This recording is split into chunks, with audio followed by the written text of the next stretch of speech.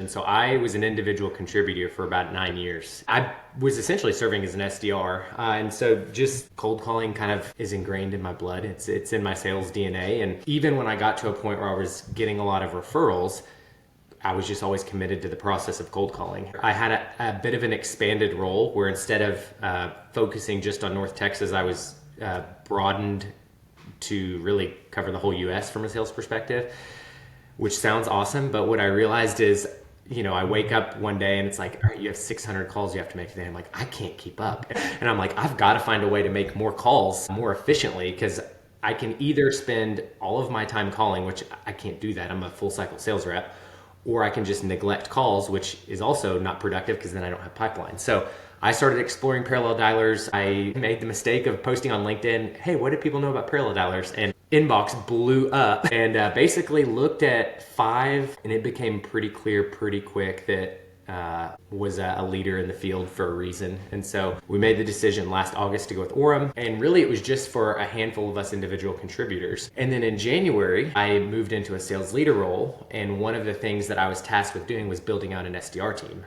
from the ground up. We didn't have one. And so I, day one was like, listen, we're gonna have to purchase Orum for an additional 4 or 5 seats, because this job is impossible without this tool. So thankfully my company made the investment in that tool, and it's been really good. The 3 that we demoed, one of them pretty early on just lacked the functionality that we were looking for. So there's a lot of cool things in Orum, like our ability to filter, the analytics, or dispositioning of numbers, bells and whistles that this other one didn't have. That again, I knew I wasn't excited about it enough that I was going to pull the trigger on buying it. So really it came down to Orum and one of y'all's main competitors. When you looked at it on paper, very comparable, but interestingly, what swayed me was connection rates.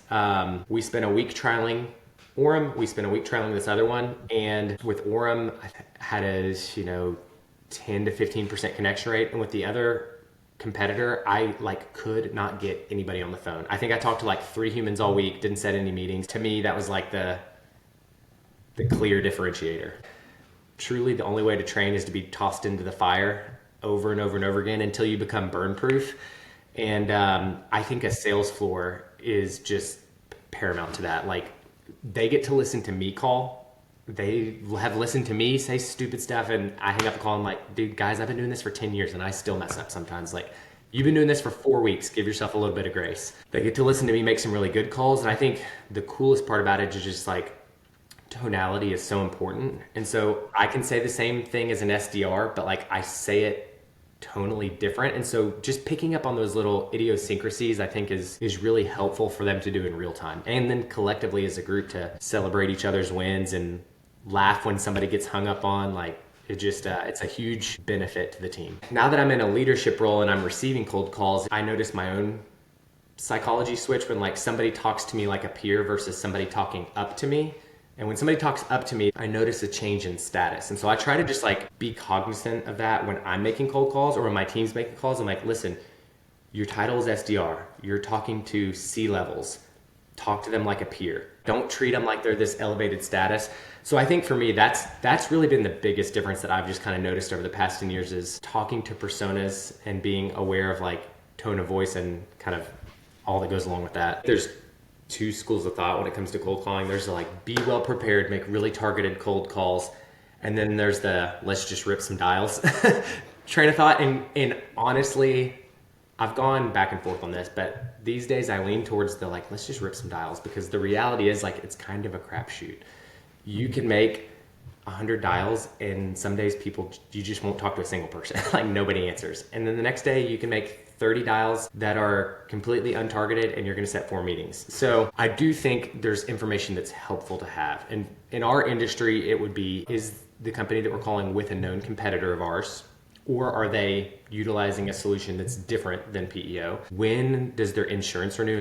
But a lot of times when we're making cold calls, we don't know either of those things. And so I think one of the things we coach on is it's not always about setting the meeting. A lot of times it's just about quantifying the data. And so if you get somebody on the phone and it's becoming clear that you're not going to get a meeting, say, hey, I'm going to take you off my call list for now, but can I ask you a couple clarifying questions? And 100% of the time they'll be like, yeah, sure. Awesome. Who does your payroll? Who does your health insurance? When does it renew? Awesome. Thanks for your time.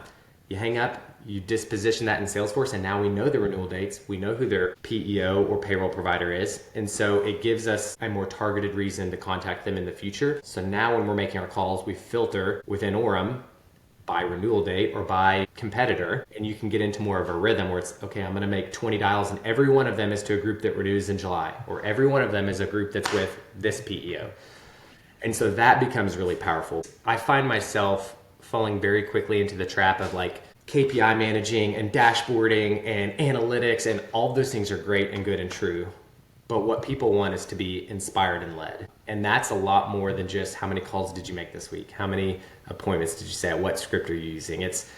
They want to know that their leader's going to fight for them, and just remembering that aspect of it. And so like every Friday, here in the next 30 minutes, I'll do all of my one-on-ones. We probably won't talk much about business. We'll talk about how you doing, how you feeling, what are you doing this, like I want to know them as a person.